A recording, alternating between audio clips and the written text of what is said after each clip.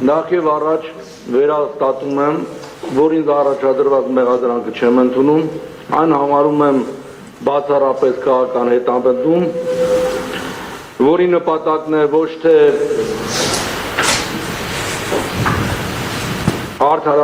արդարադատությունը, այլ իմ քաղաքական գործունեության կասեցումը։ Ես այստեղ չեմ եկել արդարություն հայցելու։ Մենք գիտենք, որ այս դատարանում որոշումները կայացվում են ոչ թե օրենքի տառով,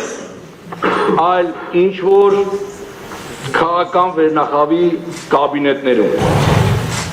Ես պատրաստ եմ ապացուցել իմ անմեղությունը, բայց գիտենք,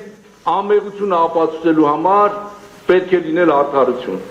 Բայց մենք այս 8 ամիսների ընթացքում համոզվեցինք, որ այս դատարանում արդարություն չկա։